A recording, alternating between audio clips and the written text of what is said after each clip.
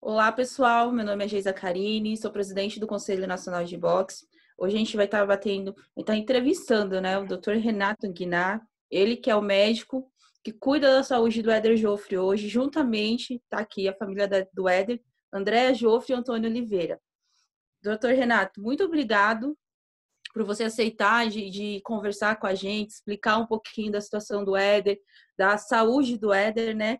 Eu gostaria que você se apresentasse, a área que você trabalha, quantos anos que você está nessa área. Bom, primeiramente eu gostaria de agradecer o convite a você, né, a Oliveira, a André, todo mundo que compartilha, assim, a alegria de poder ter oportunidade de conhecer. Só conhecer já é uma honra, né? Quanto mais tratado uma pessoa que trouxe tantas alegrias para o Brasil, né? Um herói, né? Nacional, um ícone, como o Éder Joffre. Então, sempre conversar a respeito do Éder, para mim é um prazer e eu agradeço aí a honra da lembrança do meu nome, de poder hoje estar falando aqui. Eu sou médico, neurologista, sou professor livre-docente da Faculdade de Medicina da USP. Meu nome é Renato Guinar, como você falou.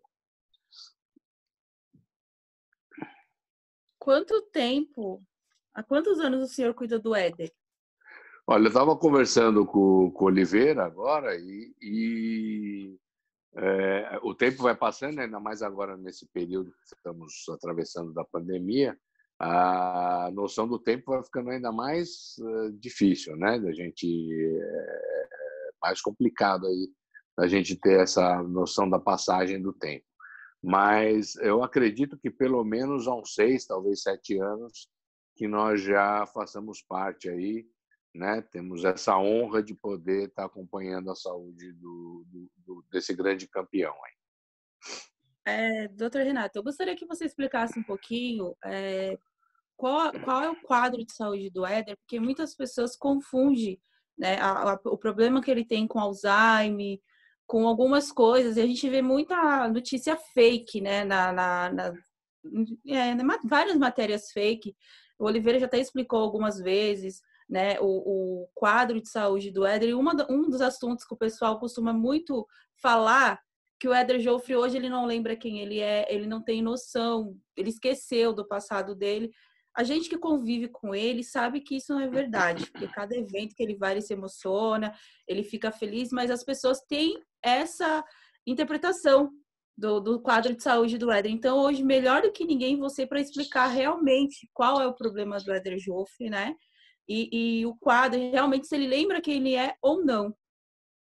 Bom, então, assim, são duas perguntas que, ao mesmo tempo, poderiam ser bem difíceis, mas elas se tornam fáceis a partir do próprio testemunho de quem, vamos dizer assim, convive com ele ou quem está ao lado dele e vivenciou algumas coisas assim recentes, vamos dizer assim, em relação ao Éder Joffre. Quando ele veio a mim, a primeira vez que eu o vi, ele estava num estado bem ruim, tanto que nós íamos interná-lo para poder fazer ele não se alimentava, ele estava comendo. Acho que o Oliveira e André, vocês lembram bem disso, né? Que ele não comia, né? Ele estava magérrimo, estava desnutrido, e a gente ia interná-lo, inclusive, para fazer uma intervenção que é ligar um tubinho direto no estômago, que chama gastrostomia, para poder alimentá-lo por sonda diretamente, porque ele estava sem comer. E ele ia ser internado no Hospital das Clínicas. E essa história aí, eu acho que até o Oliveira, vocês, talvez, não sei quem estava lá no dia, porque vocês me ligaram, no dia da internação, tinha saído a internação, ele estava sentado esperando arrumar o leito, e aí eu vou deixar para o Oliveira, para vocês contarem o que aconteceu. Vocês me ligaram dizendo que a gente suspendeu a internação, a gente já tinha feito uma mudança em alguns medicamentos, e aí eu vou deixar para eles contarem um pouquinho. Então, vou passar a palavra aí para o Oliveira, para vocês. Essa situação de internar ele lá no Hospital das Clínicas, realmente que quando aconteceu esses problemas com o Éder, que foi devido ao falecimento da esposa, E esse diagnóstico dele caiu em cima da gente e nós ficamos desnorteados. A gente não sabia o que fazer. A gente não conhecia a doença, não sabia o que estava acontecendo com ele. Então, nós, hoje, por exemplo, eu sou uma pessoa que eu, particularmente, sei que a Andréa também é, nós somos muito gratos ao doutor Renato, porque foi a pessoa que estendeu a mão para a gente. Eu, sinceramente, nós chegamos a pensar o pior, chegamos a pensar nessa fase que ele está dizendo que o Éder não se alimentava, nós chegamos a pensar o pior, que estava para acontecer o pior. Mas aí, quando chegou lá no Hospital das Clínicas, e que ele ia ficar sendo internado, nós reunimos forças, eu e a Andréa reunimos forças, ligamos para ele e falamos, suspende a internação, que nós vamos dar um jeito de cuidar, nós mesmos. Eu acho até que foi melhor. A gente estava agindo assim meio que pela emoção, mas eu acho que foi a melhor solução que nós tivemos. Aí nós pedimos para ele, para suspender a internação, que a gente ia fazer de tudo para a gente cuidar daqui. E ele prontamente já deu o telefone dele e falou, então tudo bem, você fica com o meu telefone, qualquer coisa você me liga, pode ser o horário que for, e vamos tocar o barco. E aí ele começou a fazer os exames, né, chegou no diagnóstico correto, porque na época que nós levamos o Éder para o doutor Renato, o Éder tomava 14 comprimidos por dia. E ele estava sendo diagnosticado como Alzheimer. Aí é que entra a capacidade, o conhecimento, sei lá, a desenvoltura total e a definição da saúde do Éder que caiu nas mãos do doutor Renato. Nós fomos lá, ele pediu para fazer outros exames e todos os dias que a gente ia lá, ele tira esses 2 comprimidos, tira esses 2. Então, de 14 comprimidos que ele tomava por dia, ele passou a tomar 1. E aí foi aonde ele começou a fazer o tratamento com o do doutor Renato, que tem o Fábio, né, que faz eu não sei falar o nome da... Ele é um neuropsicólogo, faz a reabilitação, fez a avaliação neuropsicológica, é um grande profissional, né? O Fábio Freire, né? Fábio Rios Freire, é uma pessoa que é muito competente e nos ajuda bastante nesse tratamento, com certeza. Ajudou bastante. Aí a gente se dedicou aí de corpo e alma 24 horas por dia cuidando, e deu no que deu, né? Graças a Deus ele deu uma levantada. Tem coisas que a gente tem consciência que não volta mais, é como a idade, né? Você atinge uma certa idade, você pode ficar bem, mas você não vai recuperar a idade, né? A gente tem ciência disso, mas dentro do possível, eu acho que hoje ele vive na melhor condição. O culpado é o doutor. Eu vou dar uma palhinha aí, que assim, quando ele estava internado no HC, que você me ligou e falou que vamos levar ele de novo para casa, eu me lembro de uma história que agora eu vou contar, você vai lembrar dessa história também. Que o Éder Joffre era vegetariano naquela época. E ele estava esperando acabarem de arrumar a cama dele para ele poder deitar. Ele estava sentado esperando acabar para deitar, né? Para ir para a cama, para o leito dele, para ser internado. E aí era exatamente a hora do jantar. Chegou o jantar e veio no jantar um bifão assim, com arroz, feijão, não sei o quê. Você lembra disso agora? E aí ele pediu para comer, porque ele não comia, sei lá, fazia não sei quanto tempo, só bebia, mas estava super mal alimentado. E aí o Oliveira me ligou, ele tinha raspado o prato, né? Porque ele já tinha tirado alguns medicamentos que inclusive inibiam a fome, né? Deixavam a pessoa sem fome e tudo mais. E aí eu me lembro que você ligou, eu falei, então vamos suspender a gastrostomia, não vai precisar mais ser alimentado pela sonda, vai para casa. Não lembra disso? Foi então, isso mesmo. Eu me lembro disso aqui como se fosse hoje, assim, eu me lembro dessa história que uma pessoa que inclusive é vegetariana, ele estava na verdade morrendo de fome, né? Assim, por causa da retirada da medicação, isso ficou evidente que era um dos remédios que ele tomava que inibia essa alimentação dele, e foi quando ele começou a se recuperar, ou seja, ele começou o cuidado, né? Que vocês dois, como cuidam dele, pouca gente tem a sorte de ter gente cuidando como vocês cuidam. E aí me lembro que ele foi sendo nutrido, a gente foi orientando a medicação e tudo mais. E ele, a primeira vez que eu ouvi que ele foi no consultório, ele estava em cadeira de roda.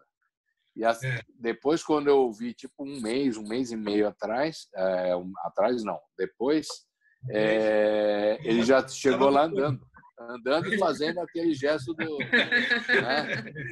famoso dele lá. E sempre fazendo as brincadeiras dele, né? Que ele finge que vai dar a mão e passa reto, fala que quando vai tirar fotografia que ele vai passar perfume para sair cheiroso na foto, essas coisas. Então, assim, esse humor ele manteve sempre, uma qualidade dele. E tem coisas, histórias que as pessoas não sabem do Éder Joffre. Quer dizer, quem viu o filme agora sabe, mas quem não teve a oportunidade de ver o filme, se tiver a oportunidade, veja sobre a história dele, né? Eu tive a oportunidade de ver alguns desenhos dele que vocês me trouxeram, o quanto ele desenha bem. E era um jeito que ele fazia, né? Que vocês me contaram depois, de desenhar, inclusive antes das lutas, né? Ele desenhava até para se concentrar, tudo mais. Então tem desenhos assim da carreira dele, que praticamente contam a carreira dele, desenhos assim magníficos. Ele é um magnífico desenhista. E eu me lembro nas avaliações neuropsicológicas que o Fábio fazia, que ele também tinha que fazer alguns desenhos lá que o Fábio pedia, e o traço dele continuava firme e maravilhoso, assim, era uma coisa, ou seja, era impossível ele ter doença de Alzheimer fazendo todas as atividades que ele conseguia fazer naquele momento. E algumas provas disso, então o diagnóstico dele ficou de uma encefalopatia traumática crônica, que é uma doença que alguns boxeadores desenvolvem por levar pancadas muito fortes e repetidas durante a carreira toda no cérebro, e a gente tem que alertar os boxeadores, né? A própria Federação Brasileira de Boxe, todas as entidades que estão relacionadas ao boxe precisam ter essa consciência da proteção dos boxeadores, né? Isso não significa que o esporte tem que acabar, um esporte tão, vamos dizer assim, inclusive um esporte olímpico tão importante para tirar, inclusive, tanta gente, né, de situações economicamente desfavoráveis. O boxe ele atrai muita gente e conserta a vida de muita gente. O boxe ele é maravilhoso por causa disso também, né? Mas nós temos que proteger a cabeça dos nossos boxeadores. Então, o diagnóstico do Éder Joffre foi naquela época de encefalopatia traumática crônica, tanto que a evolução é diferente da doença de Alzheimer. Ele teve uma recuperação. O paciente com Alzheimer não se recupera, ele melhorou muito, né? E nós tivemos momentos, eu pelo menos eu vou ter isso na minha vida e eu tenho gratidão a vocês todos de poder não só ser o médico dele, mas de compartilhar a amizade de vocês e esses momentos, que foi a festa dos 80 anos do Éder Joffre, né? Que a gente pôde viver isso e a alegria que ele teve, ou seja, para quem diz que ele não entende quem ele é, não sei o quê, ele entrou no salão de festas, que foi feita uma festa em homenagem a ele, com a música do rock, né?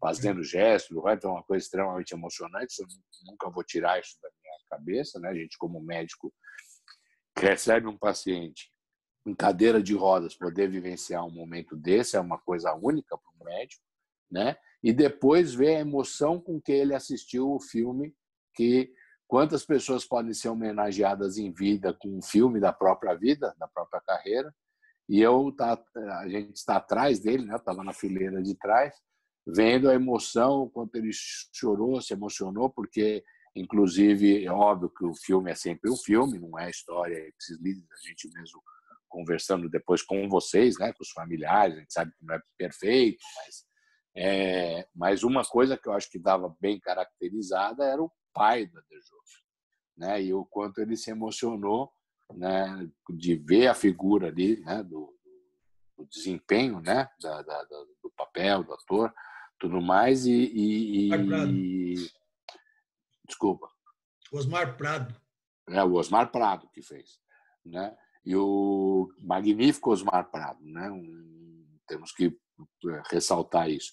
Ganhou um E prêmio, fez, inclusive, nessa interpretação. sim, porque foi magnífica a atuação, e se você pega as fotos assim, inclusive ele se conseguiu incorporar, né, o personagem, né, de maneira assim fantástica. E a gente via a emoção do Éder assistindo o filme, né, era numa van premiere, assim, numa sala menor, e para mim são coisas que assim são recompensas que para um médico acho que não pode ter maiores, né? Então o diagnóstico não é doença de Alzheimer, ele tem uma encefalopatia traumática crônica, que é uma doença evolutiva, mas evolui de uma maneira mais lenta do que a doença de Alzheimer, tanto que já tanto tempo se passou e ele ainda consegue conversar, tudo bem, que ele esquece coisas, tudo mais, isso faz parte da própria doença, da encefalopatia traumática crônica, mas ele ainda tem bastante, vamos dizer assim, muitos momentos, vamos dizer assim, de contar coisas, de saber quem ele vai tirar foto do seu lado fazendo a pose, ele gosta, inclusive, de sociabilizar, ele sempre foi uma pessoa que teve um carinho grande com os fãs e com a imprensa, então é isso. Eu acho que esse é um testemunho que eu posso dar em relação não só ao diagnóstico, como essa evolução da saúde e algumas coisas que a gente vivenciou juntos aí, e espero poder vivenciar outras além dessa. E teve também o famoso, que acho que eu deixo o Oliveira vocês contarem, que foi isso sai da cabeça do Oliveira, ele é um gênio do marketing, assim. Ele fica aí quietinho no canto dele, mas eu já falei para ele tem uma cabeça desses gênios do marketing. Ele bolou um encontro entre dois reis, então ele vai contar essa história aí para vocês, que eu tive a honra de presenciar também. Primeiro eu queria pegar um gancho. Depois a gente entra nessa parte mais de lazer, entra no gancho assim, da parte mais polêmica. Uma vez o senhor me disse que se o Éder, de quando ele começou a apresentar algum problema diferente, se ele tivesse Alzheimer, provavelmente ele não estaria mais entre nós. Eu queria que o senhor esclarecesse para a gente o seguinte: uma pessoa que é diagnosticada com Alzheimer, a partir da data do diagnóstico, quanto tempo essa pessoa leva para ter os problemas mais agudos? Essa é uma ótima pergunta. Assim, o tempo médio de sobrevida é o tempo do tempo que a pessoa vai viver ao diagnóstico. Tá? Num paciente com doença de Alzheimer, vai mais ou menos entre 8 e 12 anos. Tá? Então, mais ou menos 10 anos. Quando ele veio a mim, ele tinha o diagnóstico inicial primeiro, segundo vocês, a história, tudo mais, e os documentos médicos que ele tinha, de cerca mais ou menos de 9 ou 10 anos. Então, ele estaria já na fase terminal da doença, que, eventualmente, com aquela magreza tudo, cadeira de rodas, tudo, poderia até fazer sentido, mas como a gente suspeitava de uma encefalopatia traumática crônica, a gente tinha que tirar alguns remédios para poder se certificar disso. Quando isso aconteceu, houve a regressão do quadro, ou seja, ele ficou muito bem, né? Muito bem mesmo. E o que já falava totalmente contra o diagnóstico da doença de Alzheimer, porque ele não poderia melhorar. Primeiro que o paciente que tem Alzheimer, ele vai piorando sempre. Ele não tem essa, mesmo que você mexa no remédio, pode dar uma melhoradinha, pequenininha, mas não essa melhora exuberante que nem ele teve. E segundo, que com 10 anos de história, ele não poderia estar na condição para onde ele voltou, né? Tirando os remédios, para onde ele se recuperou. Então, ali já ficava claro que ele podia ter qualquer coisa, podia ter algum diagnóstico, alguma doença, mas que não era Alzheimer pelo tempo de evolução da própria doença. Então, isso falava contra.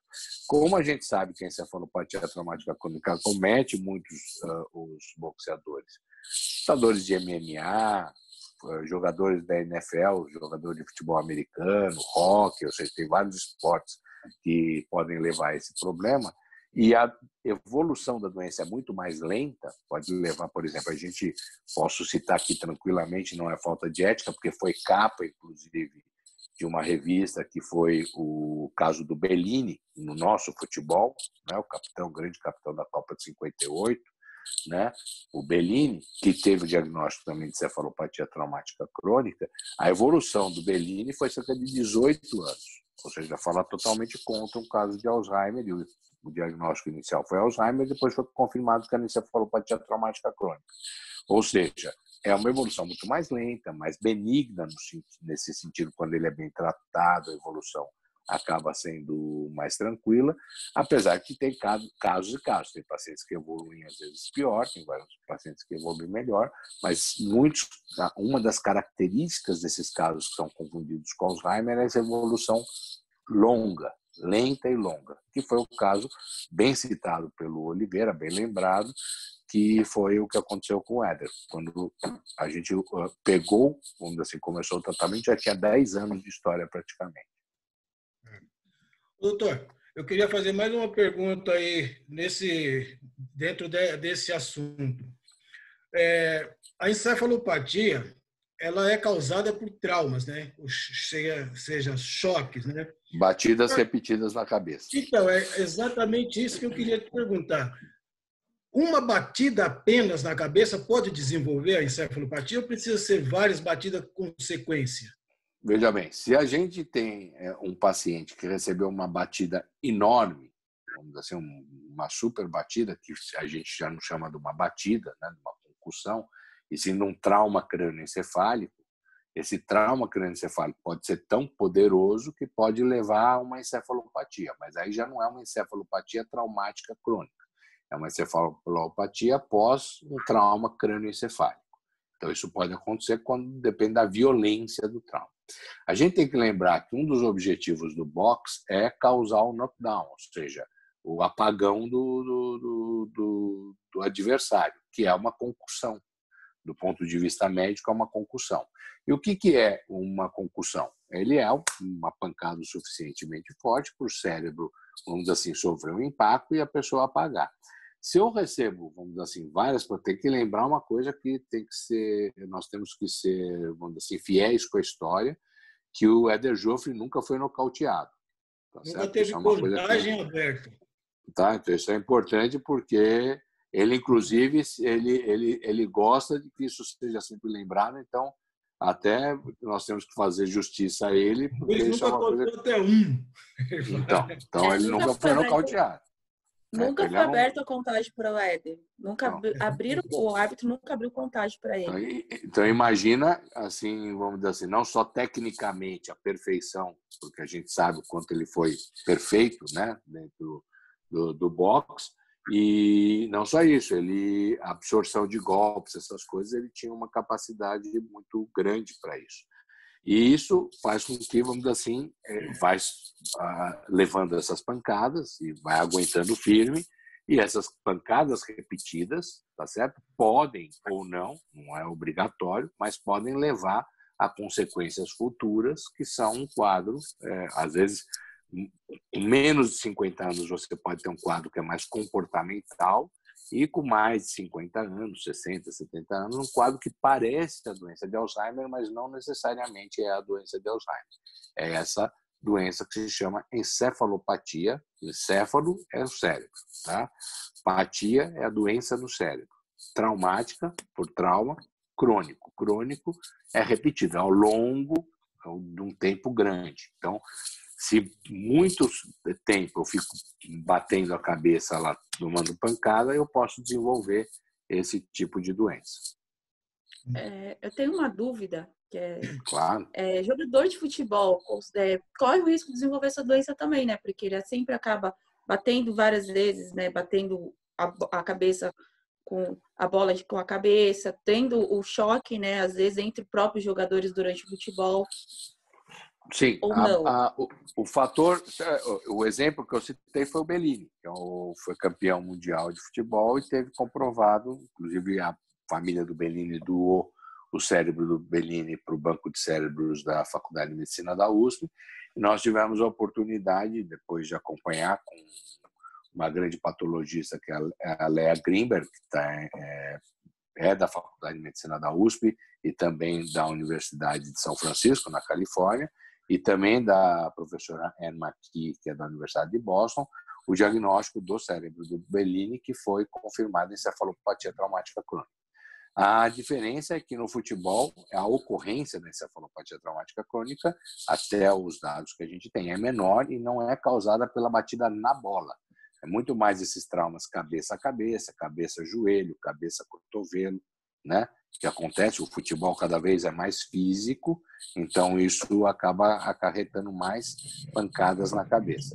Mas o futebol americano, por exemplo, a frequência de pacientes com encefalopatia traumática crônica é muito maior do que o do nosso futebol, tá certo? Porque eles, inclusive, usam a cabeça como ferramenta de jogo para obstruir a passagem do adversário e eles acabam tendo muita pancada. Apesar do capacete, o capacete protege pouco em relação aos efeitos dentro da caixa craniana, dentro no cérebro, tá certo? Dessas pancadas bruscas que ele sofre, tá certo? Então, existem outros esportes que colocam o paciente ou o atleta, melhor dizendo, em risco de se transformar num paciente. Eu quero pegar outro ganchinho aí. Já que o senhor falou lá do pessoal lá de fora, da doutora Anne McKee e outros mais, uma vez a gente conversando, o senhor disse que não chegou a acompanhar na equipe, mas acompanhou mais ou menos próximo o tratamento do Muhammad Ali. O senhor disse que, inclusive, até nos últimos dias do Muhammad Ali, ele estava com plena consciência, né? Ele sabia exatamente o que estava ocorrendo do lado dele ali. O senhor pode falar alguma coisa a respeito disso?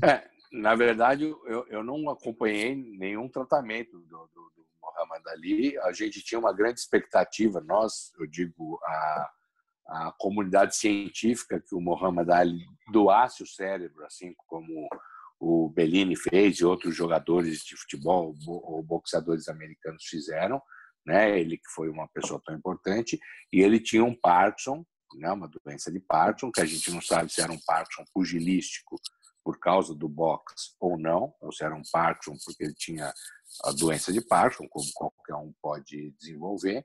E ele tinha a curiosidade de saber se doando o cérebro a gente ia desvendar esse mistério, se tinha alguma correlação com o boxe ou não.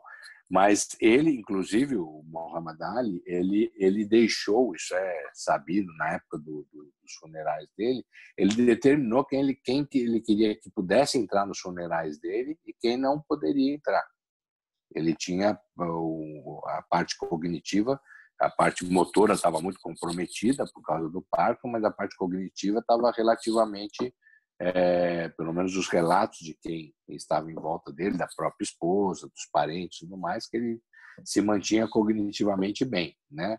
E ele resolveu, inclusive tinham políticos que ele não queria que fizessem parte dele, que ele nomeou, porque nos Estados Unidos é muito comum ter vários oradores, né, essas pessoas importantes, com várias pessoas falar, então ele nomeou as pessoas que ele queria que falassem depois que ele morresse. Então ele praticamente preparou todo o funeral dele, né? Ele já sabia que ele estava no finzinho e mesmo que ele não soubesse exatamente quando ele fosse morrer, mas ele sabia como ele queria que fosse feito depois que ele morresse. E ele deixou isso pronto. Ele quase, vamos dizer assim, preparou o funeral dele como se prepara um casamento, uma festa de casamento, uma festa de bodas, alguma coisa assim. Ele deixou toda a cerimônia pronta. Essa é a história que a gente conhece. Ele não doou o cérebro. Ele não doou o cérebro. A ciência ficou com essa frustração. E dizem, isso não dizer, qualquer um pode dizer qualquer coisa, mas dizem que ele não doou o cérebro porque ele amava tanto o boxe, ele sempre foi muito ativista, assim, que ele não queria que, se eventualmente tivesse alguma relação com o boxe, fosse comprovado por causa do cérebro dele. Então ele não ia, o boxe deu tanto para ele que ele não iria fazer isso com o boxe. Isso é o que dizem, eu já ouvi isso de algumas pessoas, não próximas a ele, mas nos Estados Unidos. A gente não sabe se isso é um boato, se isso é uma fake news, como, né, corre por aí. Né? Mas não deve ter feito. É possível, mas isso é uma história contada, isso não é uma história. É uma conversa informal que a gente está tendo aqui. Isso não é um fato comprovado que realmente ele falou isso, a gente não sabe dizer. Mas, de qualquer maneira, uma coisa a gente sabe é que ele não doou o cérebro. Se o motivo foi esse, a gente não sabe.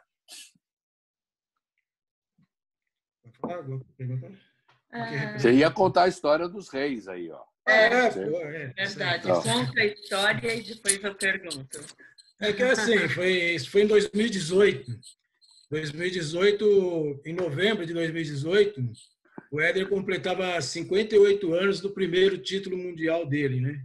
E coincidentemente, em 2018, o Pelé completava 60 anos do primeiro título dele com a seleção brasileira, né? Primeira conquista do Brasil, né? E aí uma pessoa entrou em contato comigo pedindo se o Éder poderia falar alguma coisa e tal, homenageando o Pelé. Aí eu fiquei um pouco chateado, porque não por ser o Pelé, mas por ele não ter lembrado do título do Éder, que foi no mesmo ano, só que do Pelé foi antes um pouco. E já tinha, inclusive, passado da data. Aí eu peguei e falei para ele que ia ver, né? Aí eu pensei comigo, né? Falei, poxa vida, né? Os dois são, e pelo menos que a gente sabe aqui do Brasil, né? Que algumas revistas já deram, que os três maiores ídolos do esporte aqui no Brasil é o Pelé, Ayrton Senna e o Éder Joffre, né?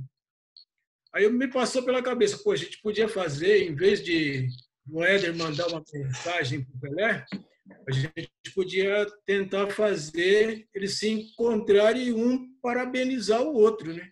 Aí me veio isso na cabeça. Eu falei, como é que eu vou fazer? Aí nessa época eu estava com bastante contato com o seu Pepe Altitude, lá de Santos, e o seu Pepe era sócio do Pelé, né? Eu peguei e liguei para o seu Pepe e falei, pô, tem uma situação assim, assim, assim, pô, que legal, vamos fazer. Apesar que o Pelé, ultimamente, ele não está querendo receber muita gente, mas eu vou falar com ele. Aí, segundo o seu Pepe, quando disse para o Pelé que o Éder queria encontrar com ele, aí o Pelé falou imediatamente, o Éder pode vir, a hora que ele quiser. E, coincidentemente, acho que no dia 28, o aniversário do título do Éder era dia 18 de novembro. No dia 28, o Pelé tinha, lá no Museu do Pelé, em Santos, ele tinha marcado uma entrevista coletiva com a imprensa lá e tal, já tinha um compromisso firmado. Aí o Pelé perguntou se nós poderíamos ir lá nesse dia. Aí, claro, né? A gente largou tudo, inclusive o senhor, né? Largou algumas coisas que tinha para fazer. Larguei tudo. O Oliveira falou, você quer ir lá ver o encontro dos dois maiores craques que a gente teve aí, né? Falei, isso aí você não pode perder por nada. Eu tô dentro desse barco aí. Esse barco eu vou.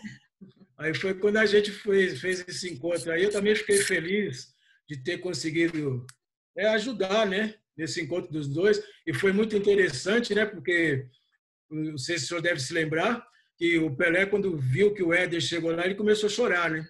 E o Pelé, ele é muito emotivo, né? E quando viu que o Éder chegou lá, o Pelé começou a chorar. Aí eu inclusive, nessa época aí, que o Éder estava até meio carrancudo, assim, que ele estava com um problema nos dentes, lembra? Que ele estava com as inflamações, estava tratando, e ele estava com um pouquinho de dificuldade ali, por isso que ele estava meio fechado, assim, que ele estava, eu creio que estava até sentindo um pouco de dor ali. Aí, quando o Éder foi, abraçou o Pelé e falou para o Pelé, né? Pô, Pelé, obrigado por tudo que você fez. O Pelé falou, não, Éder, você não tem que agradecer a ninguém. Nós é que temos o que agradecer o que você fez pelo Brasil. O Pelé falou isso para ele. E podemos dizer podemos dizer que testemunhamos esse encontro aí, que é um encontro para pouca gente, né? Esses dois craques aí juntos. Isso a gente, de alguma maneira, deve também ao Oliveira. Foi uma coisa fantástica isso daí. Foi emocionante. Graças a Deus nós conseguimos mais essa daí. E uma outra emoção grande também que a gente teve, que não foi possível, né? Eu te convidei, mas que não foi possível sua presença, foi na ida para o México, lá quando o Éder recebeu o tricampeonato, né? Que nós também conseguimos cavar com a ajuda da Geis aí, do marido dela, o Mike, o sogro, o Mike Miranda. Nós fizemos uns levantamentos aí, conseguimos reconhecimento de que o Éder não era bicampeão mundial, que ele era tricampeão, né? Isso aí também é um marco, né? E eu fico muito feliz também de ter feito parte dessa história. Eu, a André, a Geisa, nós fizemos parte dessa história. Imagina se ele tivesse Alzheimer, né? Então. Fazer todas essas coisas. Não, e foi até muito engraçado, né, doutor Renato? Porque assim, a gente fez uma viagem, a gente saiu daqui de madrugada. Então, o Éder, ele é muito ativo, né? Inclusive, a André e o Oliveira estão sofrendo um pouquinho com ele aí com relação que ele quer ir para academia, quer voltar a treinar, e para segurar ele em casa tá sendo meio difícil. Então, a gente fez a viagem, fomos daqui até o Panamá, descemos no Panamá, fomos até Cancún. A viagem inteira, todo mundo muito cansado, todo mundo dormindo, você acordava, o Éder assim. Passava uma aeromoça, o Éder fazia assim. Aí André cutucava ele. A viagem inteira, o Éder acordado, o Éder não dormiu. Chegou lá, o Éder demorou para dormir, foi dormir só à noite. E quando a gente que a gente sabia que tinha chance de acontecer, mas a gente, né, devido a tantas coisas, a gente ficou ali com receio, falando, não, vamos esperar mesmo. Quando a gente conversou com o Éder, falou para ele que iria acontecer, ele não acreditou. Ele virou assim para mim, para o André, e perguntou, mas quem falou isso para vocês? Que eu vou receber o reconhecimento de tri? Eu falei, o presidente do Conselho Mundial de Boxe. Aí ele olhou assim para mim, ele olhou para o André e perguntou, é verdade? Ela, sim. Aí ele começou a chorar. E aí eu comecei a chorar, e a gente começamos todo mundo a chorar. E aí ele falou assim, não foi fácil. O Oliveira todo durão, assim, né? E aí ele chorava e ele falava assim, não foi fácil chegar até onde eu cheguei. Não foi fácil. E a gente poder estar ali naquele momento, do Éder receber essa homenagem em vida, né? Porque esse reconhecimento, esse mérito é totalmente, somente do Éder. Né? Ele que lutou, ele que merece estar ali. E ainda ele fez uma brincadeira com o presidente, né? Fez uma sombrinha ali, e ele foi aplaudido de pé. Ali estavam os maiores campeões mundiais, o Oscar de la Hoya, Júlio César Chaves, Don King. Quando o Éder saiu, assim, o Don King levantou a mão dele e falou que era eterno campeão, que igual ele não tinha. Então, isso quando a gente não conseguia andar com o Éder em Cancún. Era uma coisa assim, onde a gente ia, as pessoas viam o Éder, chorava, falava que nunca imaginou que ia morrer sem conhecer o Éder, que se chamava Éder por causa do Éder. E a gente ia no restaurante, o Éder, aquilo ele fez tão bem para o Éder que precisava de ver o Éder assim, sabe? Ele tava com outro semblante, uma felicidade. Isso é bacana estar ouvindo isso, porque ele se alimenta disso, né? Ele gosta desse reconhecimento do público e com toda a razão, porque ele merece esse reconhecimento. E ele imagina quanto tempo que já foi, né? Já foram os títulos dele, e ele é reconhecido até hoje. As pessoas querem tirar foto com ele, então isso que você está falando, para mim, me deixa até, a mim que não estava lá, emocionado também. E nos eventos é assim, né? Todo evento que o Éder vai, o público aplaude, o público, né, grita o nome dele. A gente fez, né, uma entrevista com o conselheiro de São Paulo. Eu falei que o Éder, ele quebra tabu, porque a gente fez uma homenagem para o Éder dentro da quadra da Gaviões, né? Todo mundo sabe que o Éder representou muito, vestiu a camisa de São Paulo, que é São Paulino de coração. Quando ele chegou lá, a torcida, tipo, tá, sei lá, acho que tinha umas 1000 pessoas, começou a gritar o nome dele, aplaudir por ele. Aí um dos coordenadores, né, foi entregar uma homenagem pro Éder, ele começou a chorar. E aí o Éder se emociona, o Éder chora, e o André fala, já aguenta coraçãozinho aí, porque ele se emociona, ele fica muito feliz ali. E quando ele vai nos eventos, eu acredito que isso alimenta, né, que o senhor falou, isso alimenta, dá mais anos de vida para ele. É uma coisa assim que realiza ele, né? As pessoas continuar vendo ali o Éder Joffre, poder estar ali presente. E qualquer evento que o Éder vai, é uma entrada assim triunfal. As crianças, jovens, todo mundo aplaude, tem gente que chora. E ele entra já brincando, entra dando tchau para todo mundo, já se emociona. É incrível, assim. O Éder, é saída para ele para Cancún, né? André Oliveira tomou todos os cuidados. Eles levaram, né, no médico, passaram com o senhor, pegaram um documento, inclusive viajou um médico com a gente. Né? Ficamos preocupados com a saúde dele. Porque, querendo ou não, a gente tem que levar em consideração a idade do Éder, né? Ele tem 84 anos. E mesmo assim, mesmo com o problema de saúde que ele tem, com a idade, no meu ponto de vista, eu vejo que ele está melhores que muitas pessoas que estão mais novas do que ele, né? e às vezes não tem o problema de saúde dele e tem uma condições de saúde pior, ou até mesmo um estado de espírito, né? Que fica mais, eu tô velho, eu tenho que ficar em casa. O Éder não é assim. O Éder, ele quer sair. O Éder é bem ativo, né? Ele quer, ele gosta dessa... Diga. Doutor Renato, então, no caso, meu pai está indo assim em eventos, tendo premiações ou não, homenagens, tudo, pro quadro dele, no caso, assim, faz bem para ele? Então, eu até por causa dessa pandemia faz um tempinho que eu não o vejo, né? Mas a última vez que eu o vi, que foi no ano passado, ele, como eu falei, ele se alimenta dessas coisas, ele gosta. Obviamente que tem que ter o cuidado de preservá-lo no sentido, às vezes, de horários, às vezes eu sei que tem eventos que podem ser mais longe, isso eu sei que vocês, pelo menos, sempre falaram para mim, sempre cuidaram disso, eu acredito que isso realmente aconteça, porque só quando acontecem imprevistos, né? Por exemplo, está marcado para um horário, o negócio atrasa, aí não tem como ninguém ter controle sobre essas coisas. Mas eu acho que ele sendo bem cuidado, bem tratado, vai num evento em que ele seja bem recebido, que ele tenha e não seja tão longo, cansativo, né? Porque afinal ele já é uma pessoa com mais de 80 anos, então a gente tem sempre que ponderar. Mas ele curte isso, ele gosta disso, ele sempre gostou. Eu me lembro ele indo no consultório a última vez e o pessoal querendo tirar fotografia. Ele antes de entrar na sala de consulta, ele preferiu ficar parado lá tirando foto do que entrar na consulta, porque ele é esperto, né? Entre passar no médico e ficar sendo, como é que chama, aplaudido, ele preferiu ser aplaudido. Então, eu sei que isso para ele é um alimento, ele gosta disso, ele sempre faz a pose clássica dele lá. Então, é uma coisa que ele curte. Agora, com os cuidados, obviamente, que é a idade que ele tem, que a gente nunca disse que ele não tem uma doença, ele tem uma doença, que é a encefalopatia traumática crônica, é uma doença evolutiva, certamente, se a gente for vê-lo um ano depois do outro, ele vai estar pior no ano seguinte do que no ano anterior, porque ela evolui, mas evolui devagarinho, então ele estando em condições físicas plenas, como, por exemplo, esse depoimento da viagem dele para Cancún. Imagina se eu, como médico, falasse, olha, não pode ir de jeito nenhum tudo, ele nunca iria viver o que ele viveu, né? De ter recebido o prêmio. Então, eu acho que respeitando, vamos dizer assim, as condições físicas dele, ele participar de eventos, acho que ele gosta disso, é uma coisa que, como eu falei anteriormente, o alimenta, né? Isso faz parte da vida dele, né?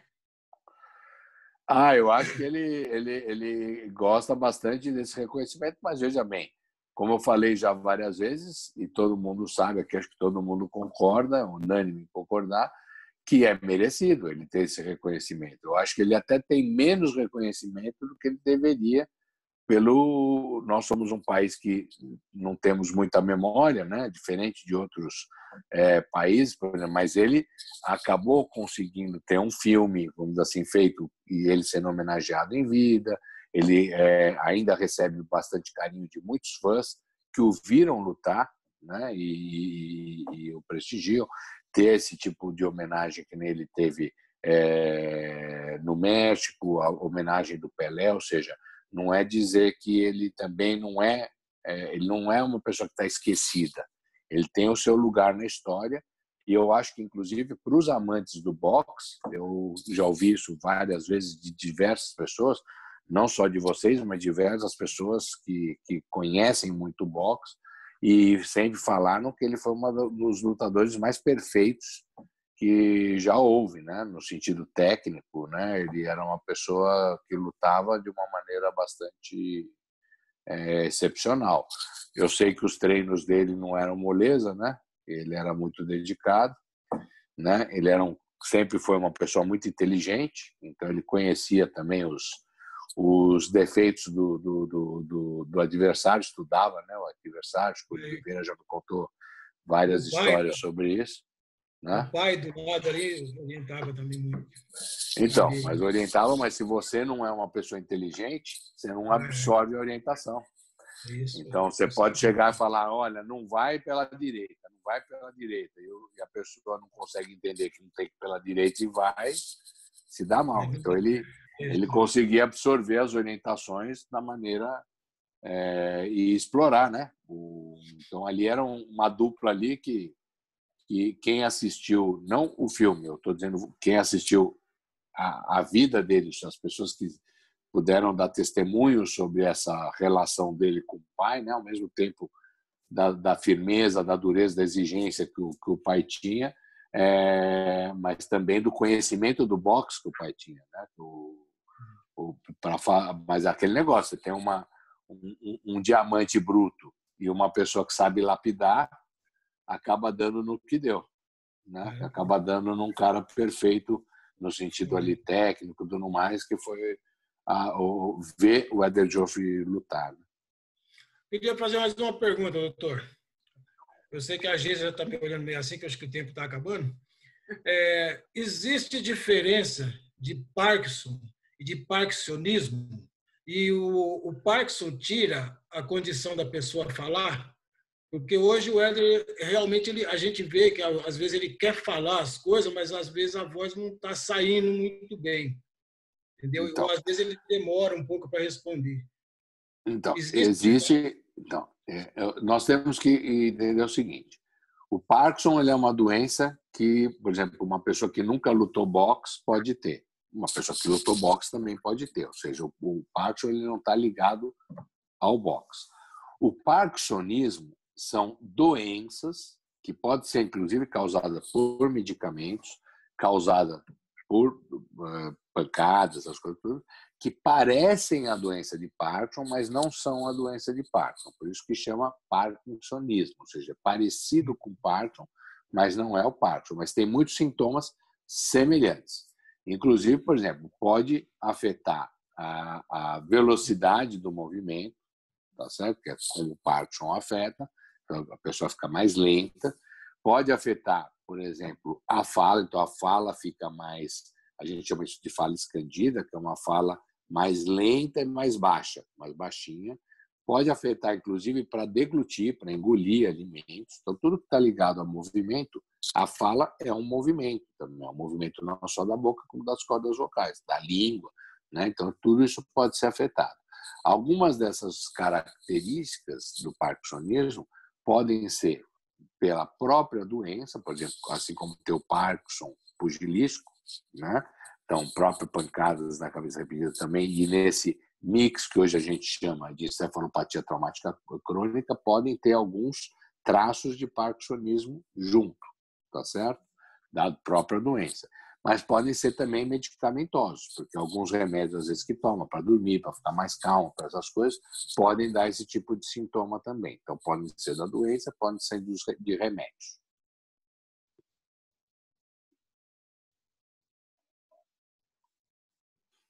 Que André Oliveira bloquearam aí. Acho que travou aí. Estão ouvindo? Agora entendi bem. Deu para ouvir? Deu para entender? Até agora nós estamos entendendo. Oliveira, tá conseguindo ouvir? Tudo. Travou os dois. Tem. Oliveira. Conseguiu? Acho que está com a conexão ruim lá. Acho que a internet dele deu uma travada. Oi? Acho que sua internet está travando. Nós estamos conseguindo ouvir a imagem. Será que é a nossa? Não, eu estou ouvindo bem. Eu acho que a Você internet também de vocês deu uma travada, mas vocês conseguiram ouvir a explicação do Dr. Renato, né?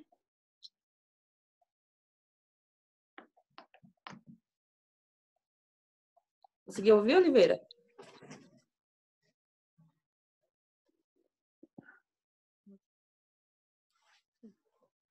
saíram. Acho que eles vão entrar de novo. Deve ter dado um problema lá na internet. Mas se você quiser também fazendo alguma pergunta enquanto isso, a gente... Tá conseguindo ouvir bem? Estamos. Vocês conseguiram ouvir? Conseguiram ouvir Vocês conseguiram toda... ouvir a explicação dele, né? Tá. Doutor Renato, então, pelo que eu entendi na explicação que você deu com relação... Tudo. Tá travando um pouquinho. Vamos ver se estabiliza. Pelo que eu entendi na explicação que você deu com relação ao quadro de saúde do Éder, no momento, né, que ele ficou crítico, foi um momento que ajuntou o emocional, né? Porque o Éder, ele é muito emotivo, o Éder é muito sentimento mesmo. Ajuntou com a perda da esposa, né? Juntamente com a perda do pai, a perda do irmão, depois veio a perda realmente da esposa, foi um momento que ele já não aguentou. E aí, no caso, então, se ele tivesse continuado no hospital, ou se ele não tivesse, talvez André Oliveira não tivesse assumido cuidar dele e tivesse o diagnóstico correto, talvez o Éder nem estaria vivo hoje. Teria tomado... Veja bem, a gente não pode... Eu sempre falo o seguinte, nós não podemos falar sobre hipóteses, né? A gente pode só falar sobre os fatos, né? Então, as coisas que aconteceram. Então, o diagnóstico na época, eu não vou, a gente só vai... O diagnóstico, por exemplo, de cefalopatia traumática crônica, ele é um diagnóstico que ele tem um nome atrás dele que chama encefalopatia traumática crônica provável, porque o diagnóstico definitivo, assim como a doença de Alzheimer, só é feito quando você analisa o cérebro. Quando você analisa o cérebro depois que a pessoa morre. Então, quando você tem o cérebro, você consegue ver na microscopia se confirma o diagnóstico da encefalopatia traumática crônica. Uma coisa que é fato é que, com a mudança da medicação, houve uma grande melhora em relação ao estado dele naquela época, há 6 anos atrás. E uma outra coisa que é fato é que ele tem uma doença que é progressiva. Então, nós temos 2 verdades que são absolutas. Houve uma melhora do quadro clínico dele de maneira imediata, rápida. Em 1, 2, 3 meses ele estava muito bem em relação a uma situação que ele estava sendo internado já para ser alimentado diretamente no estômago, né? Então, houve uma reversão desse quadro. E, paralelamente a isso, essa melhora, ele tem um declínio cognitivo, inclusive, né, e motor. Né? Se a gente comparar, como eu falei, quando ele fez 80 anos, a festa dele de 80 anos, e hoje, obviamente, 4, 5 anos depois, ele está, obviamente, pior do que ele estava há 4, 5 anos atrás. Porque essas doenças são doenças evolutivas, elas são degenerativas, o paciente continua piorando, né? Então, a hipótese diagnóstica para ele continua sendo a de encefalopatia traumática crônica, pela história do box que ele tem e pelo tempo, né, de duração da doença dele, né?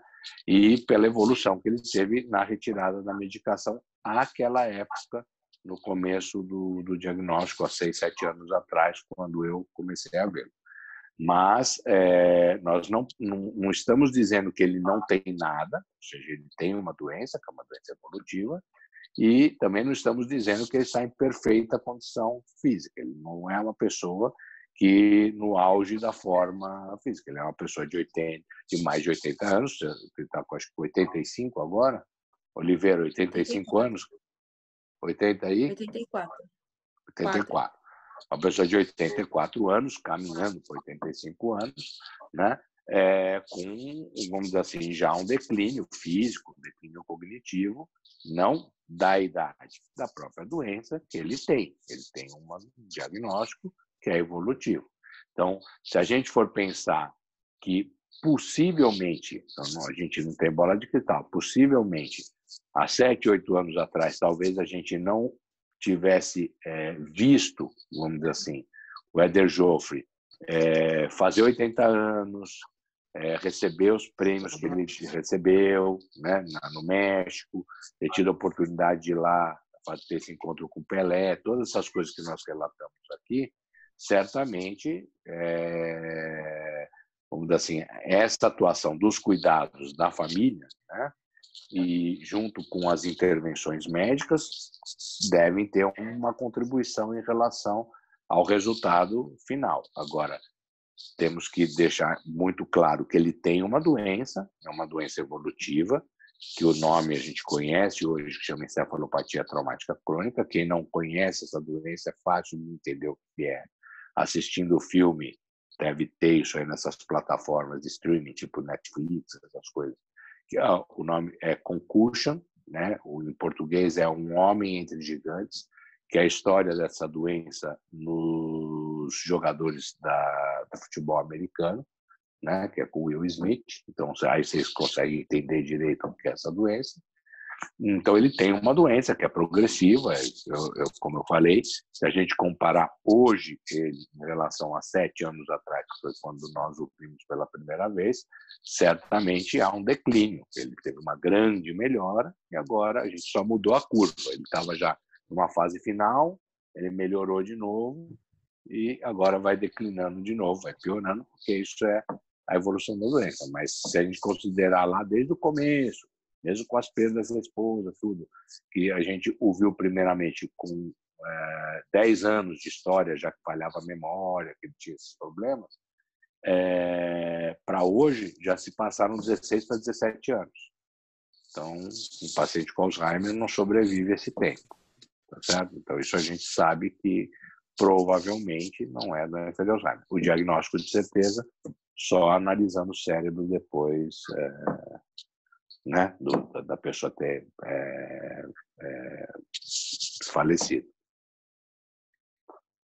O ano passado, o Éder recebeu uma homenagem na Assembleia Legislativa, né, do deputado Coronel Telhada, junto com o Carlos Alberto de Nóbrega. E o Carlos Alberto, quando viu o Éder, ele se emocionou muito. Ele chorou bastante a cerimônia toda, né, porque ele falou que o Éder, na época, ele era aquela pessoa que parava o Brasil. As lutas do Éder era como se fosse Copa do Mundo. O Brasil parava para, na época, ouvir pelo rádio, né? Porque nem tinha televisão. Então, assim, ele falou que ele antes, um pouco antes, acho que menos de um mês, ele tinha acabado de receber uma homenagem, né, o Carlos Alberto, do presidente.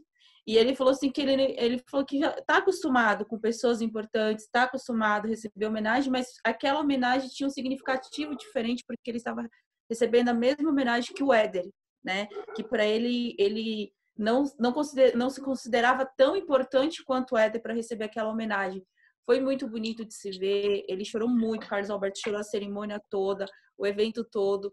E o Éder ali o tempo todo tirando foto, com pose de luta, assim, dando autógrafo nas luvas. E isso, o Éder também se emocionou porque ele vê o reconhecimento. É o que a gente sempre fala, o Éder ele se emociona quando ele vê o reconhecimento e o carinho que as pessoas ainda continuam tendo com ele, né? Eu acho que a saúde do Éder hoje é boa parte de ter um bom médico, no caso o senhor, né? O André Oliveira costuma falar que o Éder não pega nem gripe.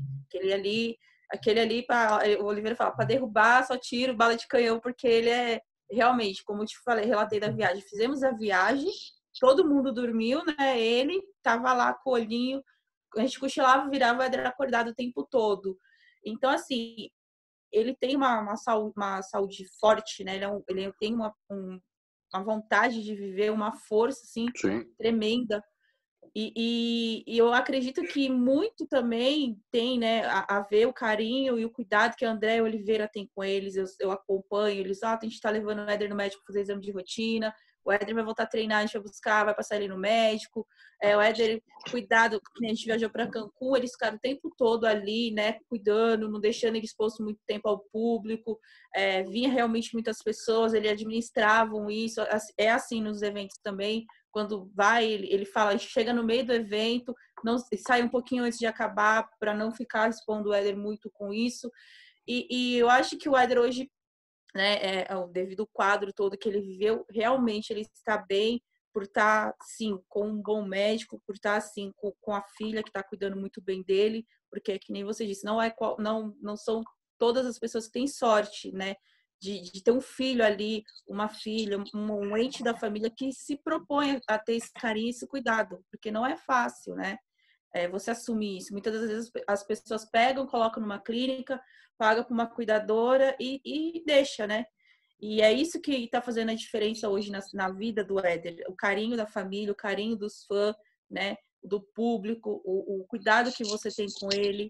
Então, eu queria te agradecer, eu como fã do Éder, assim, né, representando a família do boxe, te agradecer de coração por todo o carinho que você teve, todo o cuidado que você teve com o Éder, a Andréia, o Oliveira, porque se não fosse vocês, a gente não sabe como seria a situação do Éder hoje, se ele estaria vivo, né, a gente corre o risco de morrer qualquer um, mas a gente sabe que se não tiver um cuidado ali, corre o risco de acontecer, e ele não poderia ter participado desses momentos importantes que ele viveu no decorrer desses anos que passou agora, né?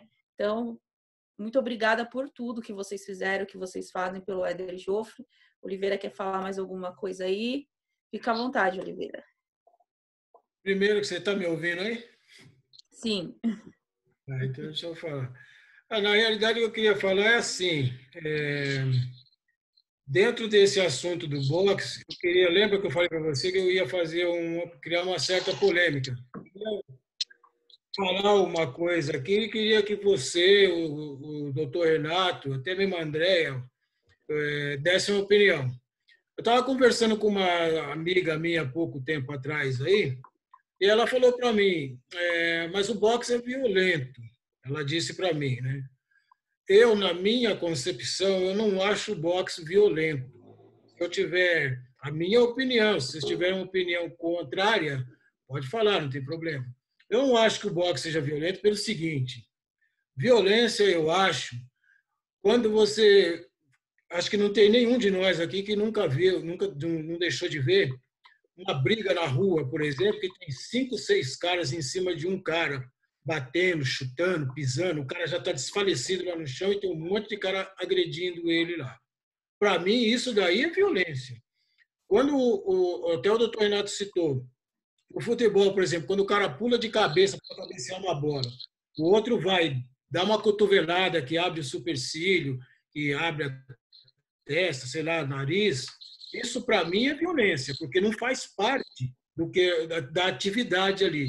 Agora, o boxe não. O boxe tem as regras, tem a equivalência, né? Porque um lutador de 60 quilos, por exemplo, ele não luta com um lutador de 90 quilos, ele vai lutar com outro lutador de 60 quilos.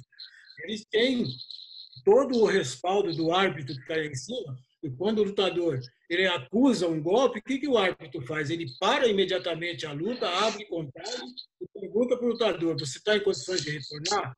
Se ele disser que não está em condições de retornar, ele encerra a luta ali. E se tiver algum golpe baixo, alguma coisa que seja proposital, o cara é imediatamente desclassificado. Então, na minha visão, eu entendo que o boxe é um esporte bruto, como o futebol americano, pode ser até o futebol mesmo, é um esporte bruto, mas não violento. Violência que eu acho, por exemplo, quando você vê uma mulher chegar com a cara desse tamanho, com o rosto todo inchado e deformado, que o marido bateu. Isso, para mim, é uma violência. Agora, em qualquer disputa de luta, tanto do boxe como das outras artes que tem de luta, eu não vejo isso daí como violência, porque as pessoas que estão lá praticando, elas têm uma equivalência e elas estão conscientes do que pode enfrentar, diferente, por exemplo, com um cara que sai com a namorada na rua, aparece 4, 5 lá e bate no cara até deixar o cara no chão. O cara não está preparado para aquilo. Mas quando o cara sobe no ringue, ele se preparou para aquilo, ele está ciente daquilo. Então, eu entendo que o boxe, como o futebol americano, o hóquei e outros esportes aí que tem choque, eu entendo que pode ser um esporte bruto, mas não violento. Essa é a minha opinião. Se vocês, principalmente o doutor Inácio, achar que é uma opinião errada, eu estou disposto a ouvir também. Como é que chama? A democracia, ela permite que nós possamos ser amigos e termos opiniões divergentes. Então, isso não tem. Eu como médico, eu não posso. É só uma questão de usar palavras diferentes, né? De você dizer que a violência inclui, vamos dizer assim, uma maldade, ou um crime, ou um ato em relação a isso, né? Congelou aí a imagem, Oliveira? Você tá me ouvindo? Eu estou ouvindo. Tá bom. Eu estou ouvindo. Mas do ponto de vista neurológico, é óbvio que o impacto, se o objetivo da luta é causar uma concussão para o cérebro é uma violência, um ato, vamos dizer assim, que leva um prejuízo, né, ao cérebro. Agora, as pessoas que praticam qualquer esporte desse tipo, seja MMA, seja o boxe, sejam outros esportes de contato, né, de luta, e que eles, principalmente os que são profissionais, né, pessoas que fazem isso profissionalmente, se elas estão cientes do risco em que elas estão envolvidas, existe o livre-arbítrio. As pessoas elas podem ter a liberdade de praticar o esporte que elas quiserem. O que eu acho é que sempre tem que ter uma conscientização, né, dos riscos, seja no próprio futebol, seja no futebol americano. Por exemplo, o nosso futebol, tem um risco muito menor do que o futebol americano, tá certo? Que o risco do futebol americano é diferente do risco do boxe. Por exemplo, MMA tem um risco diferente do próprio boxe. Então, a gente tem que saber. Agora, eu não posso comparar, por exemplo, e dizer que o boxe, por exemplo, é tão violento ou menos violento ou não é violento do que, por exemplo, um indivíduo que faz natação. Tá certo? Que não é um esporte de contato. Então, eu não trago nenhum prejuízo para o cérebro do nadador. Tá certo? Ou não tenho risco de trazer porque eu obrigatoriamente não preciso trazer um risco, um prejuízo para o praticante do boxe, mas ele tem que saber que ele tem esse risco. Agora, ninguém vai morrer afogado lutando boxe. Enquanto que uma pessoa que nada, então cada esporte tem que saber. Por exemplo, o cara que nada, tem aqueles atletas que nadam em mar aberto, né? Ele sabe que ele tem um risco de se afogar, por exemplo, diferente numa piscina, está todo mundo ali em volta, ou se perder numa correnteza. Então, essas coisas a gente sabe que isso pode acontecer. Então, eu estou só colocando essas coisas que, assim, cada esporte pode ter o seu benefício, pode ter o seu risco, mas uns com mais risco, outros com menos risco. Do ponto de vista neurológico, obviamente o boxe tem mais risco do que a natação, mas o praticante ele tem que estar consciente de quais são os benefícios e quais são os prejuízos que, para o seu organismo, todo esporte de alto rendimento traz mais dano ao físico do que benefícios. É diferente de quem pratica esporte por hobby. Esses atletas, super atletas, que são campeões mundiais e tudo mais, eles vão pagar um preço, ou é o joelho que vai arrebentar, ou o tornozelo, vai ter um problema de quadril. Estamos vendo o próprio Pelé agora, né? Que tem um problema. Então, esses atletas, que o Pelé é considerado um super atleta no sentido físico, né? Teve um problema no quadril. Então, nós sabemos que o esporte de alto desempenho aumentam o risco de trazer prejuízo. A gente vê esses maratonistas que, às vezes, acabam a carreira precocemente porque depois não tem mais joelho, por exemplo, quadril e assim vai, né? Então, do ponto de vista médico, é sempre bom ponderar, ou seja, saber, quando você entra no esporte, quais são os benefícios que esse esporte vai te trazer, inclusive financeiros, se a pessoa vai fazer esporte profissionalmente, saber quais são os benefícios, mas também saber quais são os riscos que ele está exposto. O injusto é uma pessoa entrar no esporte sem ter conhecimento disso. Eu acho que isso é errado. Mas se a pessoa sabe e assume o risco, por exemplo, Fórmula 1, a gente falou do Ayrton Senna aí, né? Você citou os 3 esportistas mais conhecidos. O Fórmula 1 é um esporte violento? Ele não é um esporte violento, mas ele é um esporte de alto risco. Por exemplo, se sofre um acidente, a pessoa pode morrer, como aconteceu com o Ayrton Senna. Então, a pessoa assume, quando ele assina o contrato lá com a escuderia, o risco que ele tem de sofrer um acidente e morrer. Tem lá os seus seguros, mas ele sabe o que ele está fazendo, mas ele A adrenalina dele é por correr. Assim como vai ter gente que vai ter adrenalina por jogar boxe, por lutar boxe, outro por jogar futebol.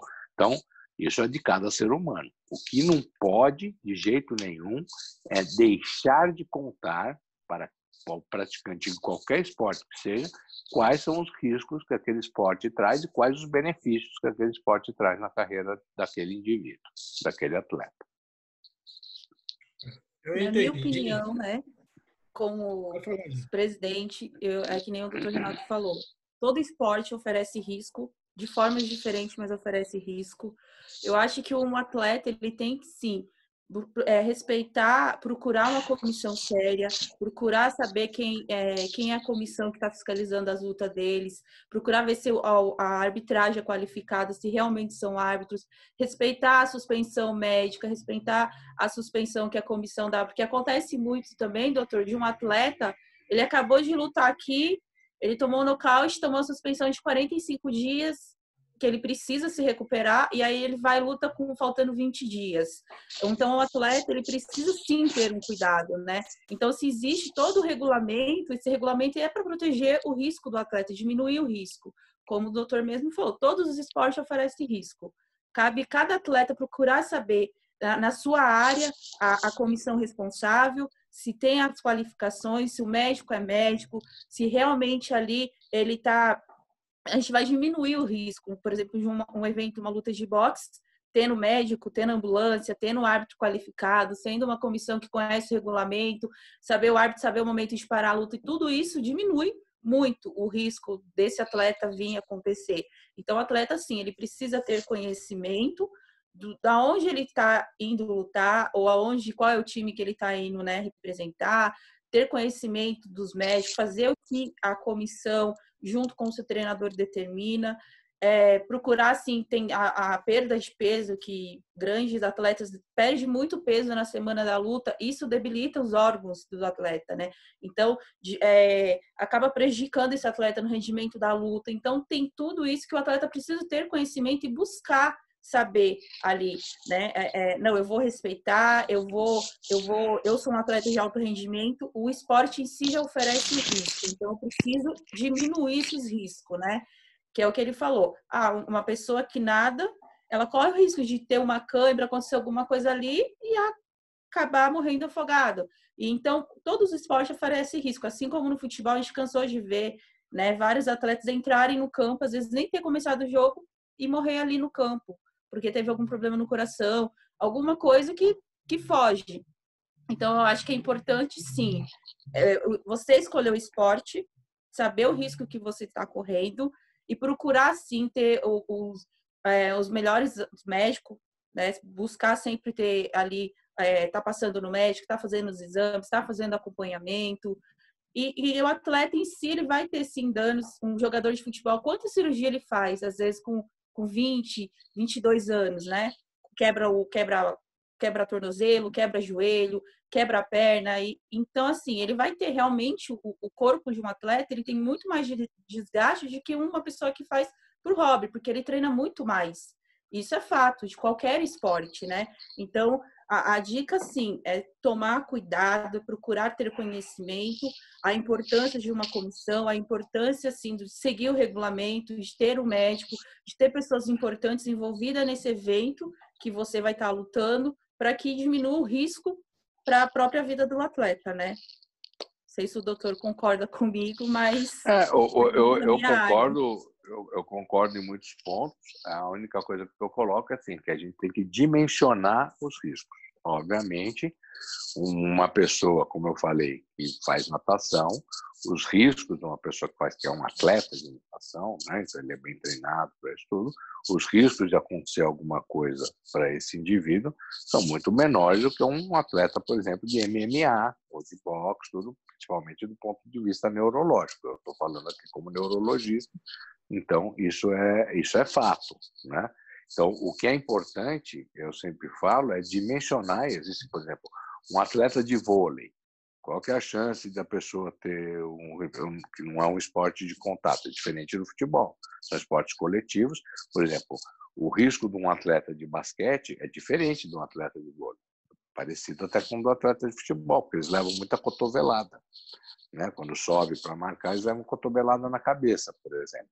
Então, tanto que existe protocolo de concussão, por exemplo, nos jogadores da NBA, né? Dos jogadores do basquete. Então, cada esporte tem as suas peculiaridades. Então, a gente aqui não está, vamos dizer assim, dizendo que nós temos que acabar com determinados esportes de maneira alguma, porque o indivíduo, inclusive, tem o livre-arbítrio, tem o direito de escolher o que ele vai praticar, mas ele tem que conhecer. Eu acho que o trabalho, inclusive, que vocês fazem é meritório em relação a isso, né? Ele tem que conhecer os riscos que ele está sofrendo e os cuidados que ele tem que tomar para diminuir isso. Tem risco. Meu risco pode ser 100% se eu não fizer nada, se eu lutar todo dia, mesmo que eu tomar um nocaute, no dia seguinte eu vou me expor de novo, ou se eu seguir direitinho as regras, eu vou diminuir meus riscos. Continuo tendo risco? Continuo tendo risco, só que o risco é menor do que quem não segue nada, quem não segue as regras. Agora, dizer que não tem risco nenhum, também a gente vai estar mentindo, a gente vai estar falando uma coisa que não é verdade. Então, essa que é a questão. Usar a palavra, que não o Oliveira falou, de violência, não violência, tudo isso aí é um outro conceito que eu acho que a maioria dos atletas, seja de que esporte for, faz o esporte por amor ao esporte. Não é a violência que está envolvida ali, ao contrário. Aquele, como eu falei, a adrenalina, o prazer de estar lá, de ganhar, de competir. Geralmente os atletas de qualquer esporte, até de dama, né, jogador de dama, tem essa coisa da competição, de querer ganhar, de querer se aperfeiçoar, de bater suas próprias metas, seus recordes pessoais primeiro, depois recordes dos outros, chegar a recordes mundiais. Então, tudo isso está envolvido naquele ser que se chama atleta, né?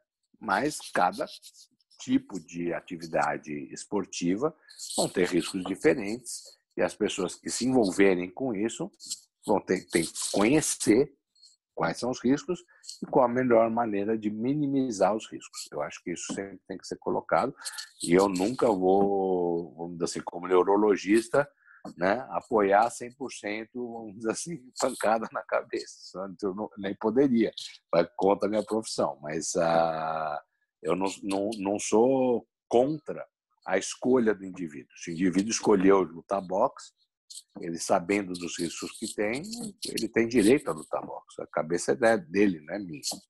Eu acho que, inclusive, eu sou uma pessoa que aprecia o bom boxe. Eu assisto boxe e gosto de ver. Não sou contra o boxe.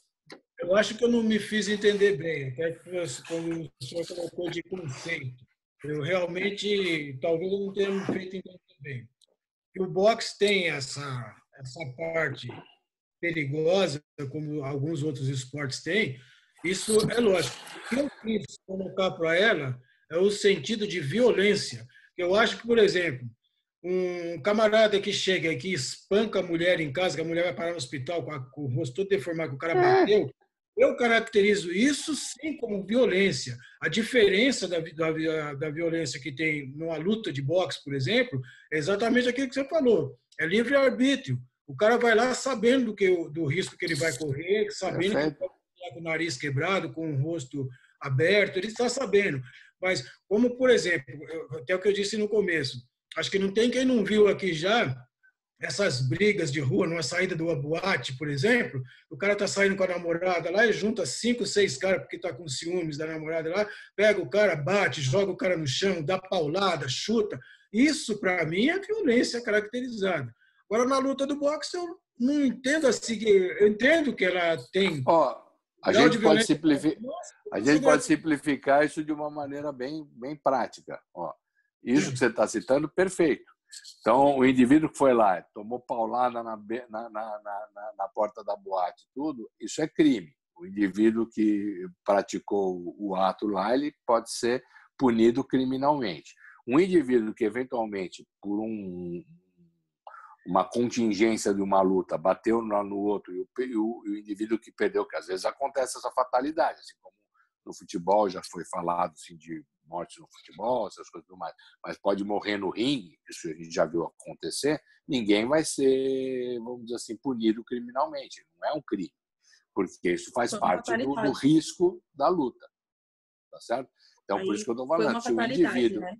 É uma fatalidade. Então, se o indivíduo ele assume o risco do que ele está fazendo, é o direito dele de assumir. Ele sabe que existe esse risco, assim como o piloto de Fórmula 1 sabe que tem o risco, cada um, né, o cara que pula de paraquedas sabe que tem um risco, e assim vai. Então, cada um, assim como o indivíduo que está numa quadra de vôlei, nunca vai pensar que ele vai tropeçar. Existe o risco? Existe, mas a chance é pequena. Ele vai tropeçar e vai bater, por exemplo, no poste lá que segura a rede, ter uma pancada na cabeça e cair duro e morrer. Pode acontecer? Pode, mas isso já é um risco pequeno. Então, a gente sempre tem que dimensionar os riscos, tá certo? E cada um que pratica o seu esporte, que pratique com o maior cuidado possível, com a maior segurança possível. Eu acho que todas as entidades que cuidam do atleta e dos profissionais se preocupam com isso, não é isso? As entidades sérias, obviamente, porque existe muita entidade menos séria.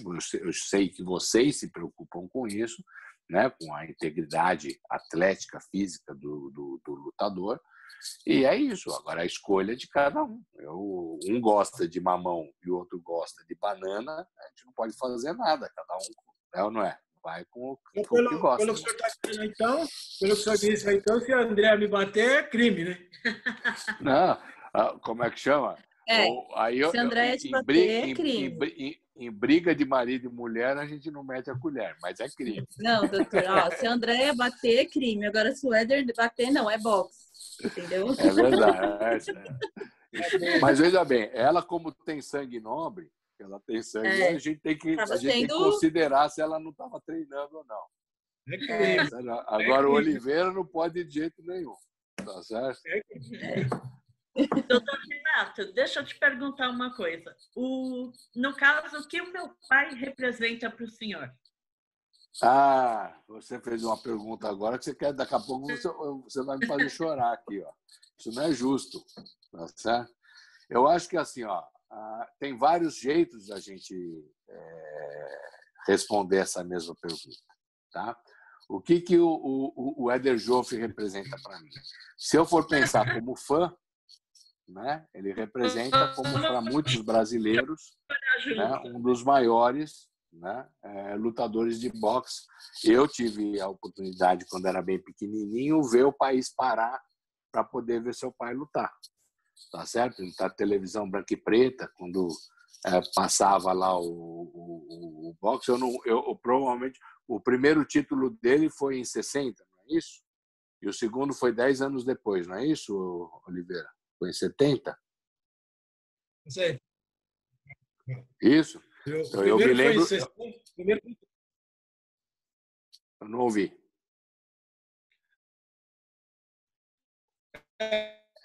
Mas tem mais ou menos essa diferença. Eu me lembro de ter assistido... Primeiro foi em 63, depois foi em 73. 73. Então, em 73 é o que eu me lembro de ter assistido a luta de 73. Tá certo? Isso eu me lembro de ter assistido ao vivo. Parava o país, que nem a final de Copa do Mundo. Isso eu me lembro perfeitamente disso.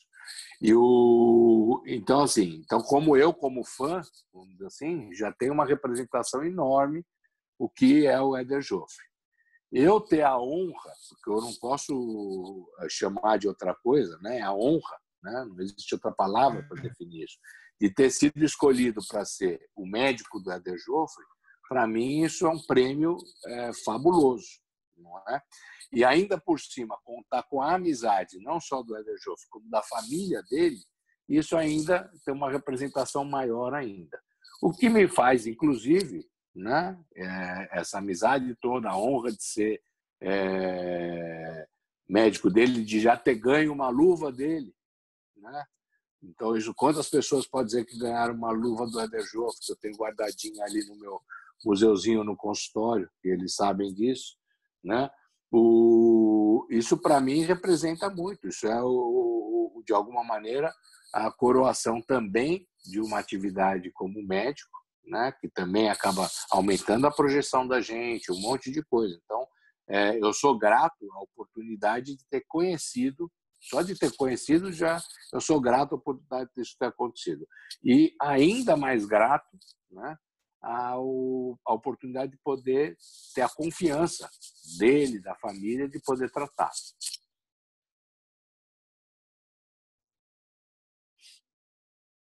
Tá conseguindo, André, tá conseguindo ouvir? Doutor Renato, eu também tenho uma luva, ó. Aqui, ó, do Éder, aqui em cima. Então. Tá vendo? Nós somos dois afortunados, tá vendo? Somos eles mesmo. Eles são mais afortunados ainda de terem o Éder lá. O Éder tá ali convivendo esse momento ali com ele. Eu falo ele é parte da história. Eu falo para André que para ela deve ser muito assim, né? Ser filha do Éder Joffre, é o que eu falei, onde vai, as pessoas falam bem, as pessoas veem ele chorar, tem gente que, nossa, começa a tremer e tudo mais. Deve ser muito assim, né? Você ser filha do Éder Joffre, uma pessoa que representou. Eu acho que O Éder lá fora, ele é assim, ele é... a gente sabe. Mas ele tem um reconhecimento merecido, né? Porque ele tecnicamente foi uma pessoa e ele literalmente lutou pelo que ele queria fazer, né? Ele tinha esse amor ao boxe, entendeu? Então a gente tem que ele é um exemplo para muita num país em que é tão carente, né? De ídolos, de pessoas assim que possam ser exemplos. Eu acho que a gente certamente ter a honra de conhecer uma das poucas pessoas que é tão, vamos dizer assim, importante no nosso esporte, ter o reconhecimento e ficar na memória das pessoas, eu acho que isso é um prazer único, né? É uma realização e tanto. E tudo, assim, tudo que o Éder conseguiu, né? Ele sendo vegetariano, né? O atleta que ele conseguiu daquela proporção, né? Como atleta, que na época ele lutou com os melhores e com os maiores. Ele parava onde ele lutava, ele parava o país para assistir a luta. Ele conseguia colocar o público. Isso porque o boxe não era muito em alta, né? Então, através da luta do Éder, através dele mostrando, né? O Brasil foi ganhando espaço lá fora, foi tendo o público de outros países foi tendo outra visão do nosso país, né? E o esporte foi ganhando espaço aqui no nosso país, foi ganhando espaço em outros lugares por conta de Éder Joffre da vida, outros atletas também da época. Então, ele é importante também pelo fato dele estar fazendo, né? Ele fez a história. Hoje tem bastante suplemento, tem bastante coisa que ajuda um atleta. Na época do Éder, não. Né? Então, era treino, a gente sabe como o treino era duro, como a luta era dura, apesar de era no dia da luta. Então, assim, a recuperação não era, né, muito, muito alta da perda de peso. Ele lutava 15 rounds na época, hoje se luta 12 rounds, né, título mundial. Então era muito, muito diferente, né? Hoje tem melhorias, graças a Éder Joffre, que teve que lutar por tudo isso, que hoje veio melhorias para os nossos atletas, para o nosso esporte. Vocês conseguiram ouvir a resposta do doutor aquela hora? Travou de novo os dois. Bom, não sei também se queria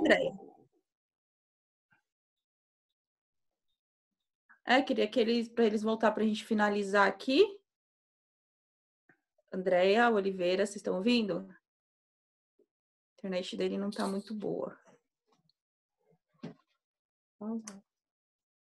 Vê só se eles vão para os agradecimentos finais. Tá ouvindo? Estamos ouvindo. Então tá, então vocês começam com agradecimento finais, aí o Dr. Renato, depois eu agradeço, tá bom? Bom, Dr. Renato, eu quero te agradecer muito por ter surgido na vida do meu pai.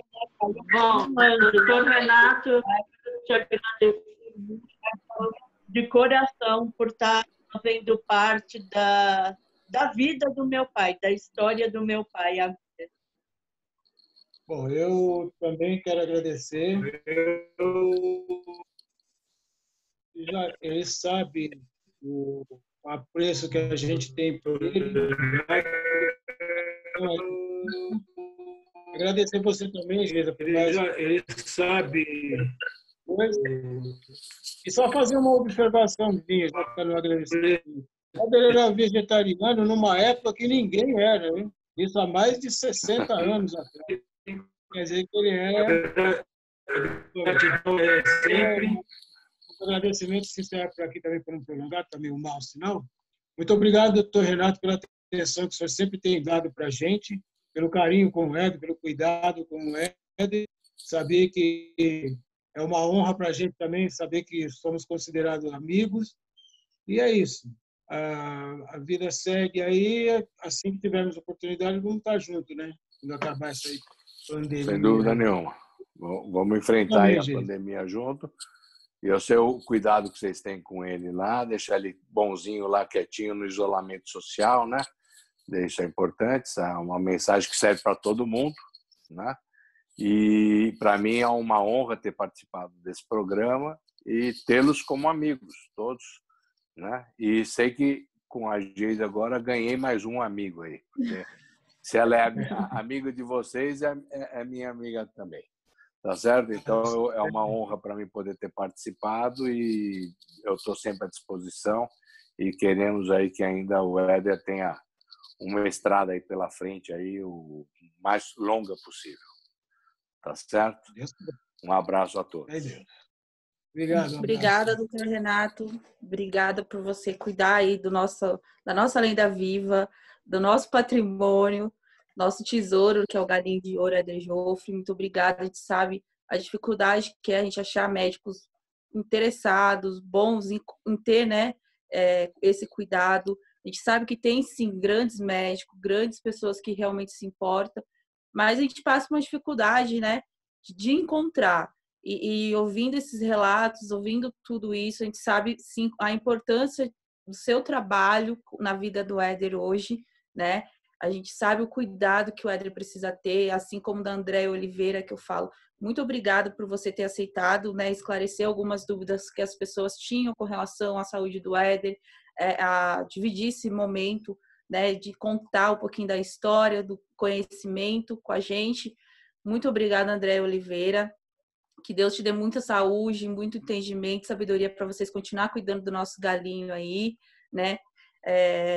Eu sei que não é fácil, mas vocês têm o privilégio e assim, o Brasil é grato, né? Por ter o Éder ali, por poder estar presente. E quando ele vai nos eventos também, todo mundo fica feliz de poder estar ali perto, de poder sentir essa energia, porque o Éder é energia em pessoa ali. Onde ele chega, ele faz as brincadeiras dele, fala outras línguas.